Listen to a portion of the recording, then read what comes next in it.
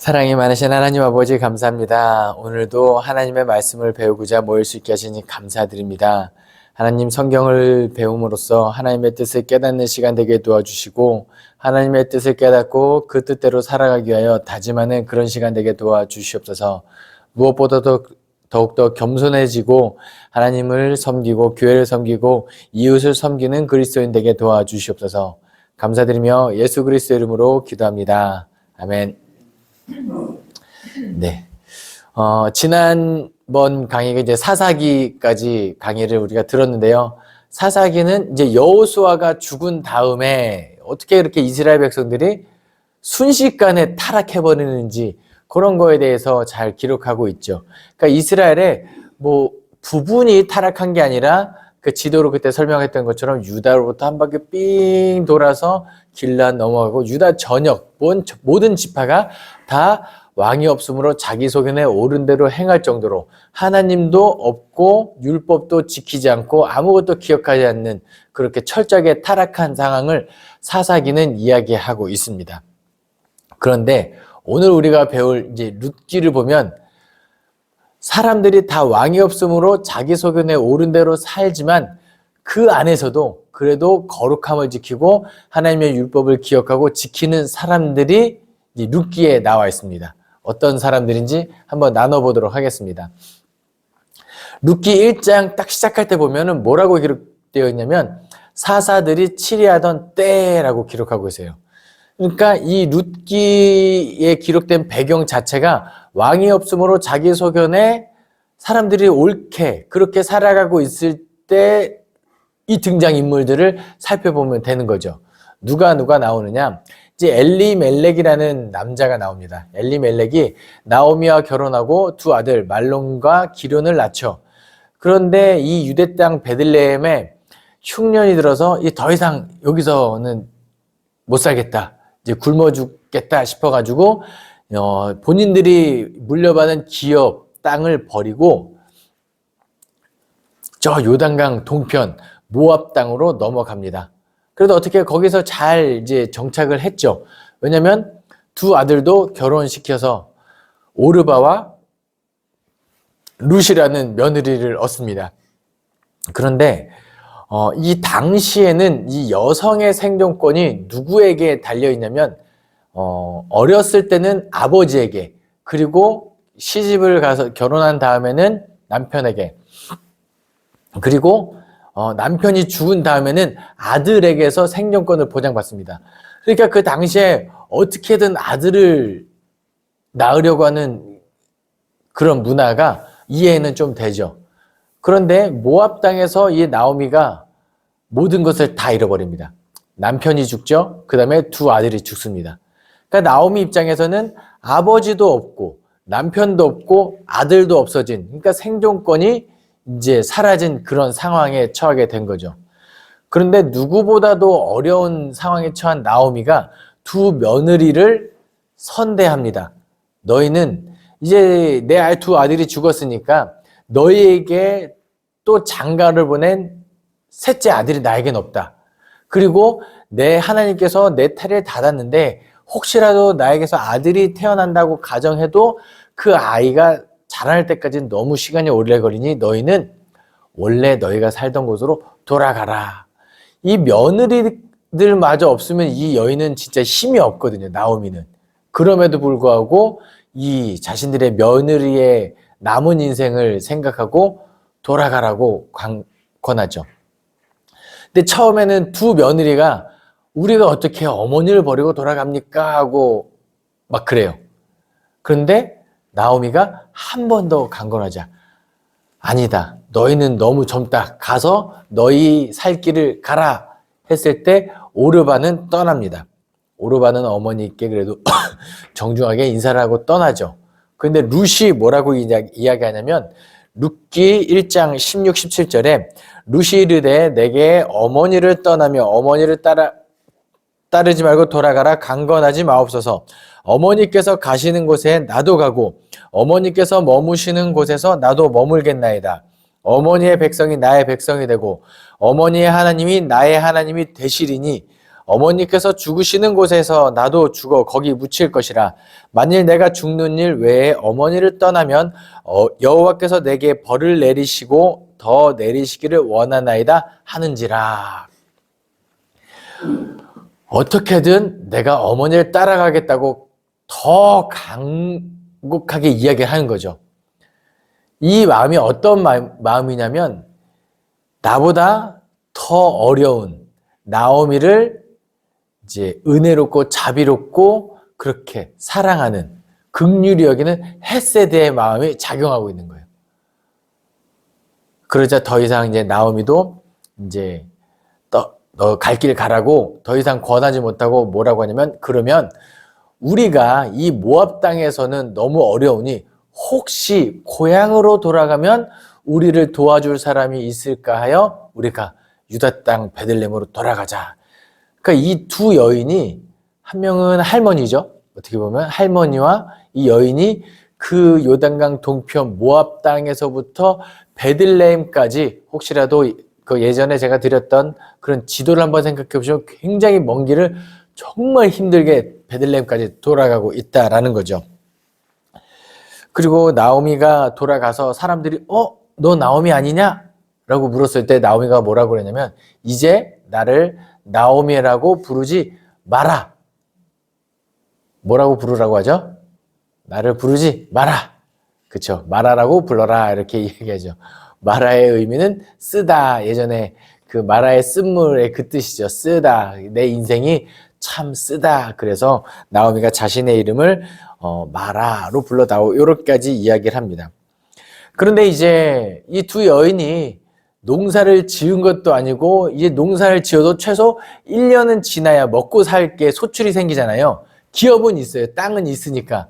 그런데 당장에 먹고 살 것이 없으니 나오미가 뭐라고 이야기하냐면 루사 저기 보아스라는 사람의 밭에 가서 그 떨어진 이삭을 좀 주워다가 우리가 밥을 먹자 했는데 이제 그 룻이 거기 가서 어머니의 명령에 순종해서 떨어진 이삭들을 줍기 시작하죠. 그러니까 보아스가 그래도 그 땅 주인이니까 저 보고 있다가 어떤 소년들에게 묻습니다. 저 여인은 누구냐라고 묻죠.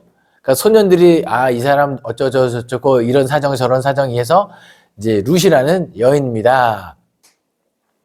그러자 보아스가 룻을 어떻게 선대하느냐? 첫 번째로는 이제 소년들에게 소문을 다 듣죠. 그리고 그 다음에는 소년들에게 너희는 저 룻이라는 여인이 이삭을 주울 수 있게 방해하지 마라, 건들지 말라고 이제 명령을 하죠.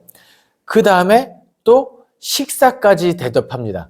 식사를 대접하고 또 나중에는 어디까지 이야기하냐면 곡식을 단 사이에서 줄 수 있게 허락을 해줘요.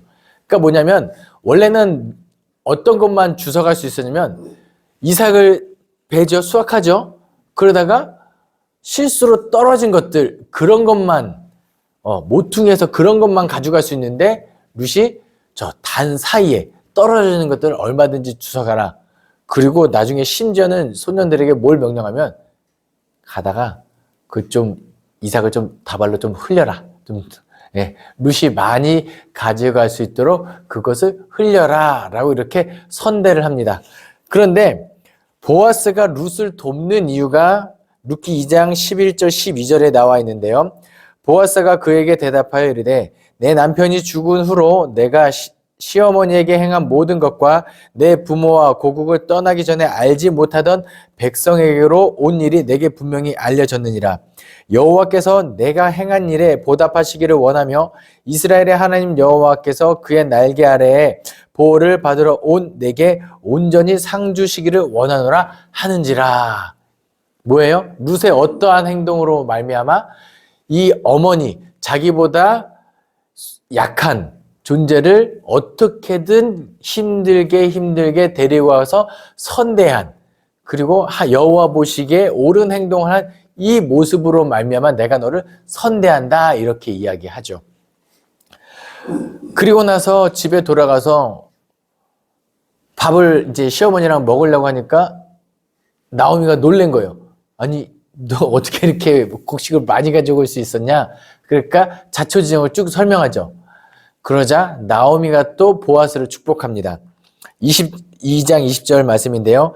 나오미가 자기 며느리에게 이르되 그가 여호와로부터 복받기를 원하노라. 그가 살아있는 자와 죽은 자에게 은혜 베풀기를 그치지 아니하도다 하고, 나오미가 또 그에게 이르되 그 사람은 우리와 가까우니 우리 기업 물을 자 중에 하나이니라 하니라. 아멘. 여호와께 복받기를 원한다. 축복하는 이유가 뭐라고요? 그가 살아있는 자와 죽은 자에게 은혜를 우리에게 이렇게 선대하고 은혜를 베풀었기 때문에 여호와는 그런 자를 반드시 축복한다. 이 말이 기록되어 있는 거죠.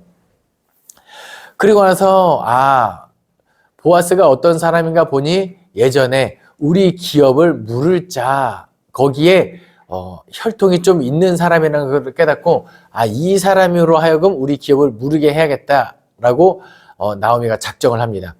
그리고 전략을 짜죠. 어떤 전략이요? 보아스가 밤에 잔치하고 이게 어느 정도 이제 약간 취기가 있을 때 그의 침소에 룻이 미리 들어가 있는 거예요. 그러면 이제 그 룻을 취하여 이렇게 어떻게 하면은 자녀가 태어나면 이제 기업이 이어질 수 있겠다 하죠.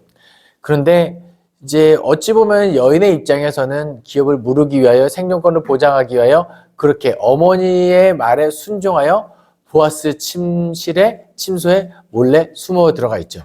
근데 보아스가 약간 기분 좋게 놀다 와서 딱 갔는데 이게 뭐야? 웬 여인이 있네?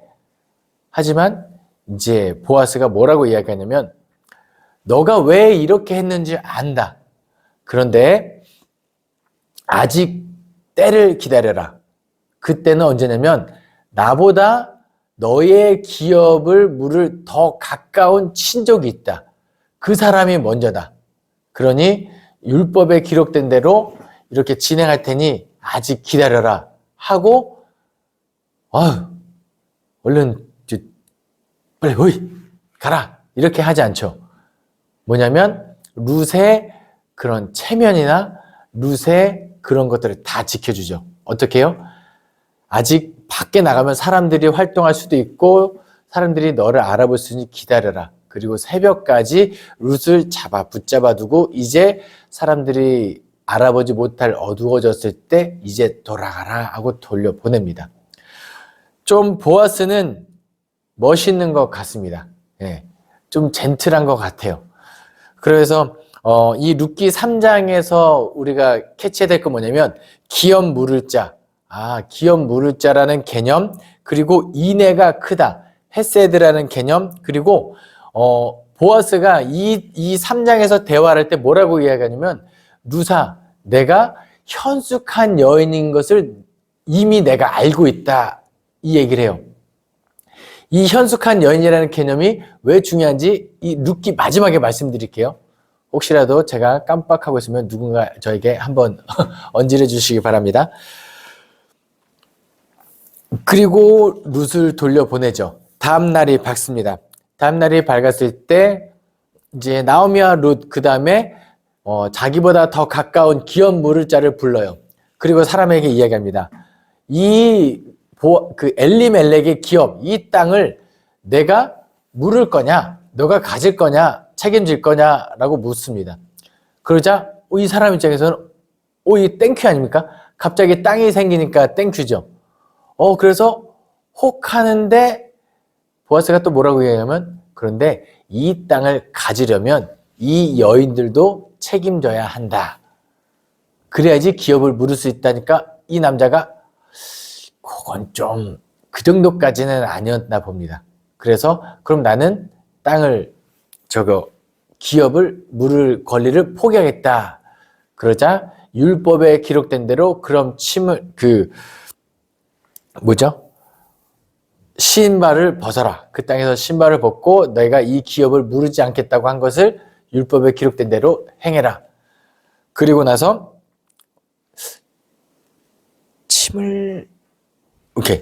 신을 벗는 것으로 그렇게 하고 그럼 이제 너 다음에 내 차례니 내가 이 기업을 무르겠다, 가져가겠다 하고 율법대로, 절차대로 율법을 지키며 이제 룻을 아내로 취하여 그에게서 자녀가 태어나죠. 그런데 이 자녀, 이 가문이 보통 가문이 아니게 되죠. 예. 사실 처음에는 보통 가문이었죠. 다윗이 왕이 되기 전까지는. 그런데 여기서 누가 태어나느냐? 쭉쭉쭉 이새가 나오고 이새로부터 다윗 왕이 태어났더라. 이렇게 하고 룻기는 끝이 납니다. 그러니까 어떻게 보면은 이 이야기는 나중에 다윗 왕 이후에 기록된 문서일 수 있습니다. 왜냐? 다윗이 왜 왕이 되었을까? 우리나라 문학을 보면은 용비어천가라는 문학이 있거든요. 그 뭐냐면 한글로 쓰여진 최초의 노래인데 이 내용을 보면 이성계가 조선의 왕이 되는 정당성을 부여하는 노래예요. 고려를 멸망시키고 왕이 되는데 이제 다윗이 왜 다윗은 뭐길래 하나님께서 이 가문을 왕으로 세웠을까? 이것을 때 거슬러 올라가면 그렇구나. 그리고 어떻게 보면 다윗의 어머니의 어머니의 어머니로 쭉 올라가면 모압 여자네 이럴 수 있어요. 그렇죠? 왜냐하면 신명기에 제가 이제 맨 마지막에 룻기 4장 밑에 성서학적 연결고리라고 이렇게 몇 개를 적어놨는데 첫 번째 신명기 23장 가난한 이웃을 위한 곡식 나눔을 이렇게 해라라고 율법에 기록되어 있습니다. 신명기 23장 22절입니다. 너희 땅에 곡물을 벨 때 밭 모퉁이까지 다 베지 말며 떨어진 것을 줍지 말고 그것을 가난한 자와 거류민을 위하여 남겨두라. 나는 너희의 하나님 여호와이니라. 이 말씀을 딱 들었을 때 아까 어떤 장면이 딱 떠오르시죠? 그렇죠. 소년들에게 이삭을 주어갈 수 있도록 남겨두어라. 율법을 지킨 보아스. 그리고 신명기 25장에 죽은 형제에 대한 의무를 잘 해라. 기업을 어떻게 물어야 할지를 너희가 그 율법을 지켜 행하라. 라는 게 신명기 25장에 또 기록되어 있습니다. 그리고 신명기 23장에 또 어떤 내용이 기록되어 있냐면 여호와의 총회에 들어와도 되고 들어오지 못하는 민족이 있는데요. 에돔 사람과 애굽 사람은 3년, 3대가 지나면 여호와의 총회에 들어오는 것이 허락되어 있습니다. 그런데 허락되지 않는 민족이 있는데 모압과 암몬이에요. 그런데 율법에 분명히 모압 사람은 여호와의 총회에 들어오지 못하는데 룻은 어떻게 된 겁니까? 이렇게 누가 물을 수가 있죠. 근데 잘 보시면 누가 하나님의 백성인가라는 질문을 던질 수 있어야 합니다. 누가 하나님의 백성인가? 누가 거룩한 백성인가 할 때 율법을 가진 자와 율법을 지키는 자, 둘 중에 누가 하나님의 백성에 어울릴까요? 그렇죠? 율법을 지키는 자입니다. 나중에 이 로마서에 가면은 이제 바울이 설교를 할 때 유대인과 헬라인, 그러니까 기존의 율법을 가지고 있던 혈통이 있는 유대인과 헬라인에게 동시에 설교를 하는데 처음에 헬라인에게는 너희들이 하나님을 모르던 민족이라고 하더라도 핑계댈 게 없다. 왜냐? 이미 하나님께서 천지 만물에 그의 능력과 신성을 다 부여해서 알 수 있게 하는 방법이 있으니 너희가 모른다고 해도 이미 너희는 죄인이다. 그러면 이 설교를 듣고 있던 반대쪽 유대인의 입장에서는 좀 약간 콧대가 높아지겠죠? 그러자 사도 바울이 뭐라고 하냐면 너희도 똑같아. 너희들이 유리한 점은 유익한 점은 이미 율법을 미리 가졌다라는 점 외에는 아무것도 유익한 점이 없다. 왜냐? 율법이 100개 중에 하나라도 지키지 못하면 율법을 다 지키지 못한 것이기 때문에 율법에 기록된 이거 이미 악독과 수근수근 여러 가지 죄 목록들을 지키지 못한 너희도 하나님의 영광에 이르지 못하는 건 똑같다. 이렇게 이야기하거든요. 그러니까 결국은 구약 시대부터 어떤 개념이 중요하냐? 율법, 성문화된 율법 자체가 중요한 게 아니라 율법을 지키는 것이 중요하다. 그런 사람이 하나님의 백성이다. 라는 것을 우리에게 알려주고 있죠. 그러면 우리가 오늘날 우리에게 조금만 더 적용시켜 보겠습니다. 집에 성경책이 다 있습니다. 근데 예전에 제가 어떤 목사님 설교 들을 때 교회 올 때 일주일에 예배 드리러 올 때 훅탁을 다 한 번씩 하고 온다는 거예요. 훅탁. 훅탁 뭔지 아십니까?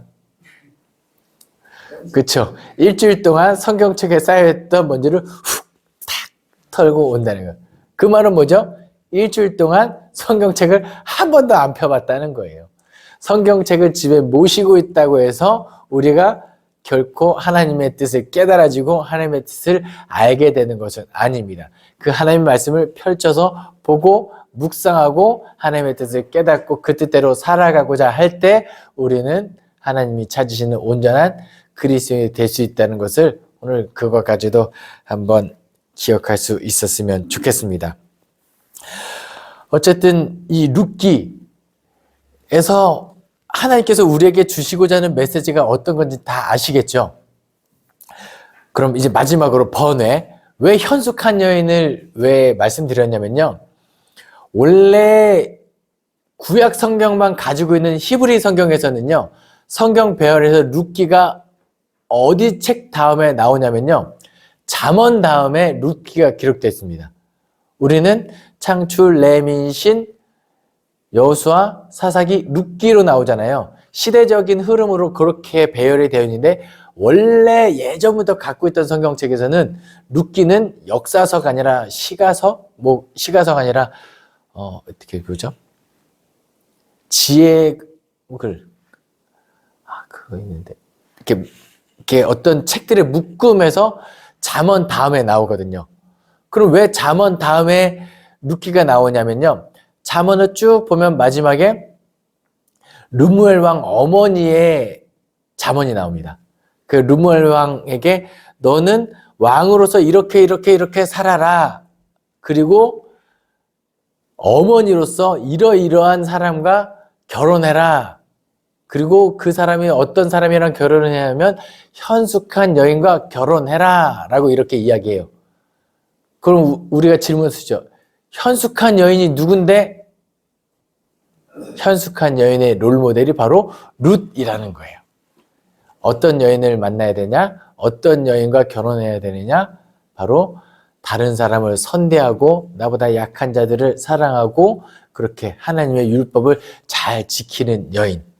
혹시 여러분 가운데 다 결혼하셨죠? 지금 이 강의를 듣고 계신 분들은 여성분들은 다 결혼하셨을 거고 그러면 현숙한 여인이 되시기 바랍니다. 혹시 이 강의를 듣고 있는 남자분들이 계시다면 현숙한 여인과 결혼하셨을 거라고 믿고요.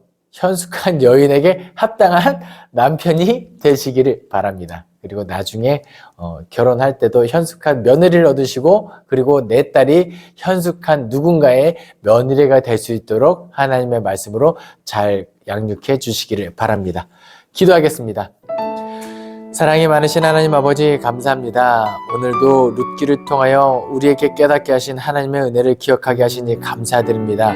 하나님의 말씀대로 하나님의 말씀을 가지고 있는 것이 아니라 하나님의 말씀을 묵상하고 그 뜻대로 살아가는 그리스도인 되게 하여 주시옵소서. 감사드리며 예수 그리스도의 이름으로 기도합니다. 아멘.